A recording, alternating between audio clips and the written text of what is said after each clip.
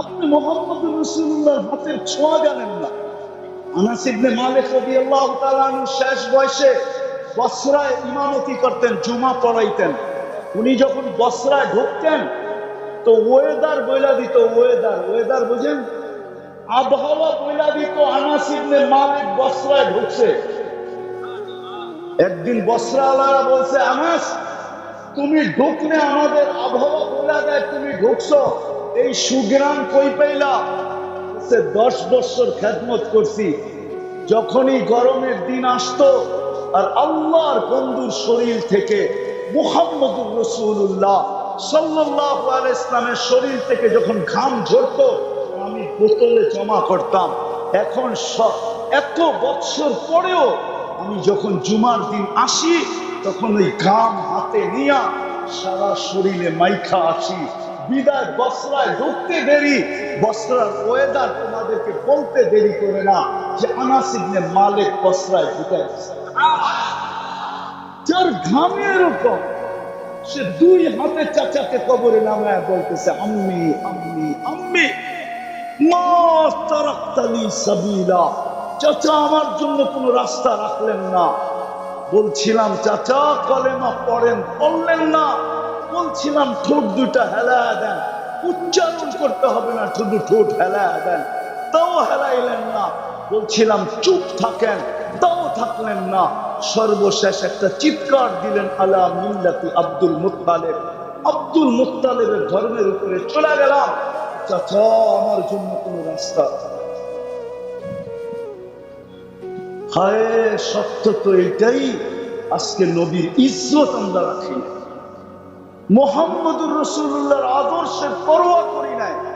যদি পরোয়া করতাম আর আল্লাহর ইজ্জত রাখতাম, আমরা আল্লাহর আদর্শকে যদি মানতাম, নিচে রেখা দেন, আল্লাহর আদর্শকে যদি মানতাম, নবীর ইজ্জত যদি রাখতাম, তাহলে আমার সমাজে এই জিনিস প্রশ্নই উঠত না। মুসলমান আবার সন্ত্রাসী, উম্মতে মুহাম্মদী আবার সন্ত্রাসী, উম্মতে মুহাম্মদী আবার চাঁদাবাজি, উম্মতে মুহাম্মদী আবার মাদক, উম্মতে মুহাম্মদিয়ার সমাজের এই দুরবস্থা। যার কারণেই তো আল্লাহ আমাদের থেকে হাত উঠায় নিছেন। আজকে 48,000 কেন, 50,000 কেন, আমি তো জানি না এই সংখ্যা কোথায় যায় ঠেকবে। 1 বৎসর, আজকে কয় তারিখ? 28 তারিখ। 1 বৎসর 21 দিন হলো ফিলিস্তিনের যুদ্ধ। কয়দিন? আরে বলেন না। 1 বৎসর 21 দিন। ফিলিস্তিন চিনেন? আমি তো 14 বছর আগে 2 চোখে দেখা আসছি। এই 2 চোখে আমি চিনি ফিলিস্তিন কি জিনিস।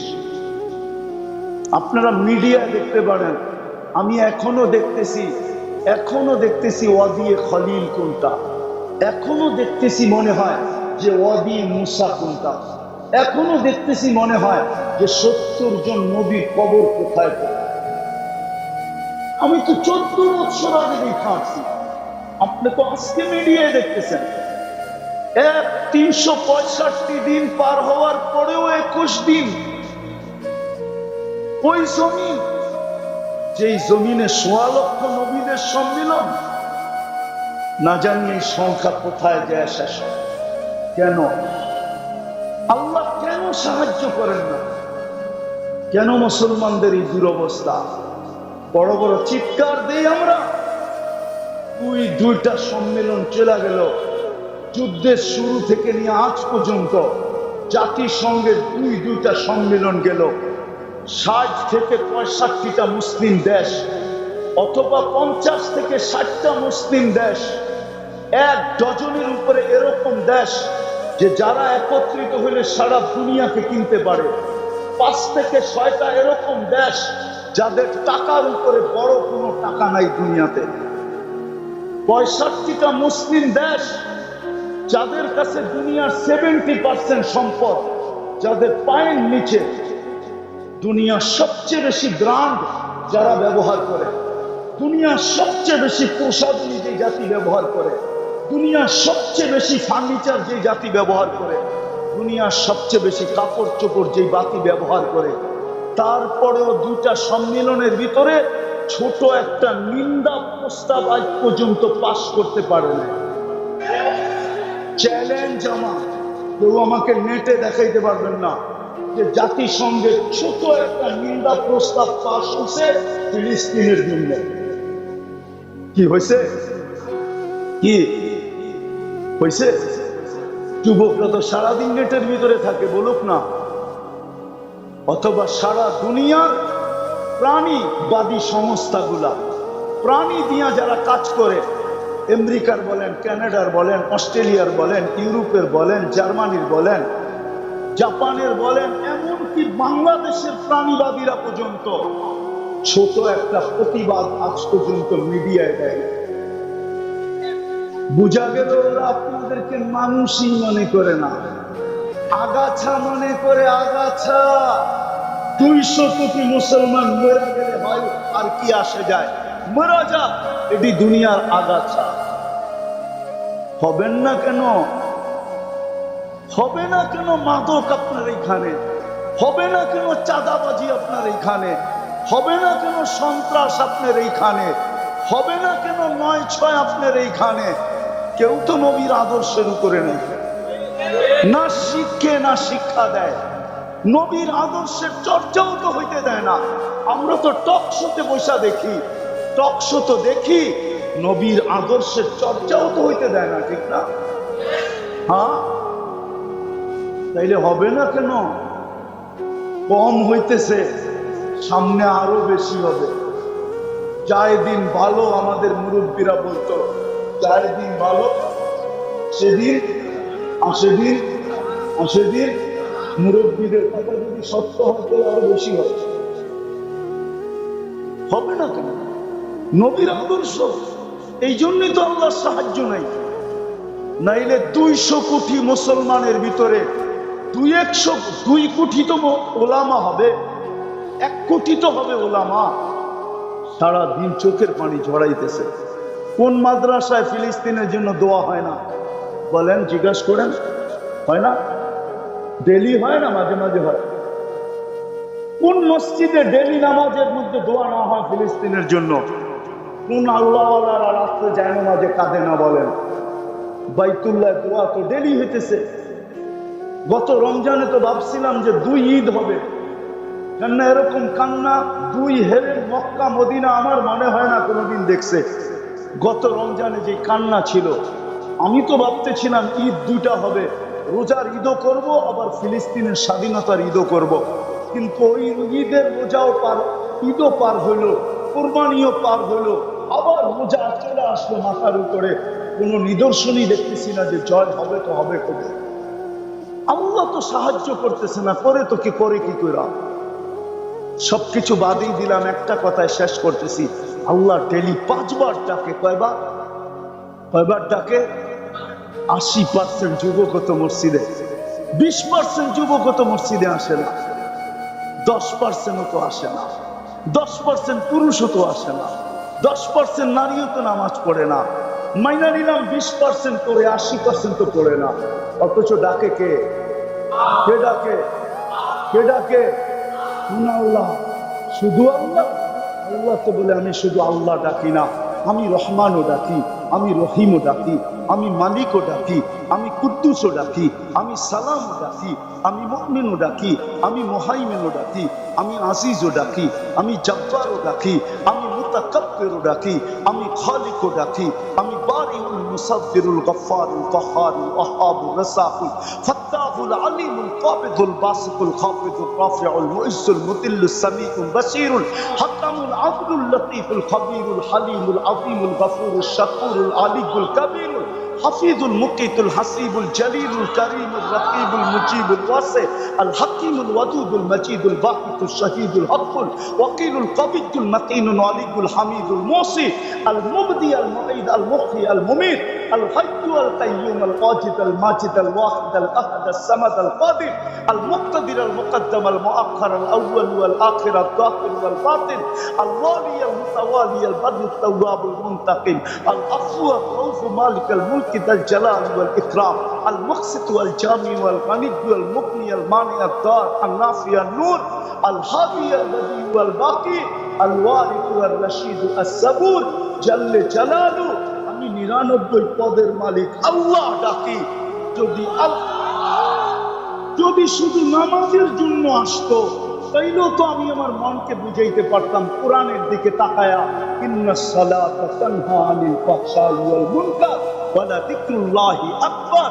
আমার উম্মত 100 ভাগে, আমার জাতি 100 ভাগে 100 ভাগ নামাজ পড়ে।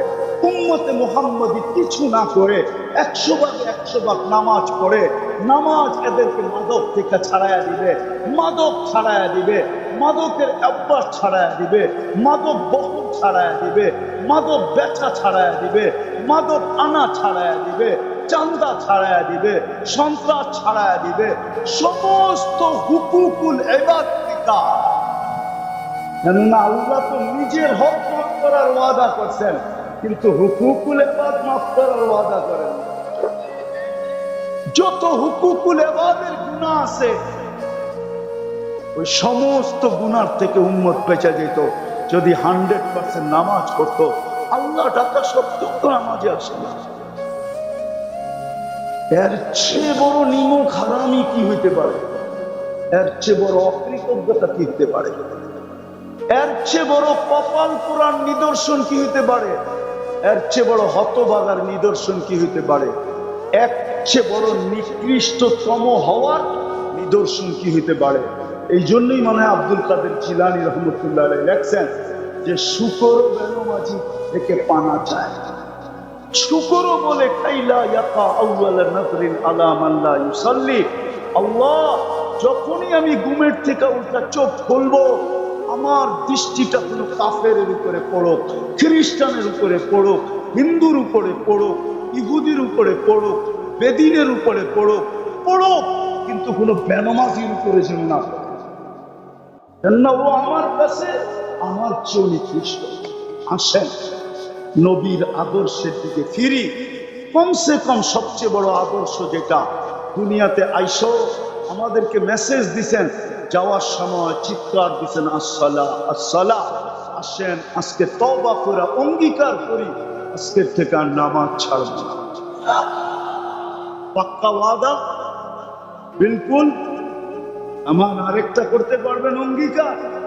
চলেন আজকের থেকে অঙ্গীকার করি যে আমরা এই ভবানীপুরটাকে বেনমাজি মুক্ত করব। পারবেন? হ্যাঁ, যে নামাজ না পড়ে ওর পায়ে ধরে নামাজি বানা। আমি একটা দেশ চিনি যেই দেশে কোনো বেনমাজি নেই। আমি 6 বার গেছি ওই দেশে। আমার এখনো মনে চাই ওই দেশে যাই। মানুষগুলো যদিও গরিব, মানুষগুলো বলু যদিও কালো, কিন্তু ওদের নামাজ দেখলে মন ঘোরা যায়। আমরা কি একটা ইউনিয়ন নামাজি মুক্ত করতে পারবো না? না পারবো না? হ্যাঁ হ্যাঁ, পারবেন না? হ্যাঁ, কিন্তু আমার একটা কঠিন কথা মনে রাখেন। ইহুদিরা এখন চিৎকার দিতেছে, চিৎকার।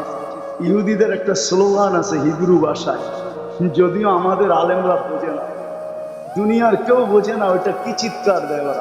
ওরা চিৎকার দেয় ইদান নাহনু ফিল আমান, আমরা এখনো নিরাপদ।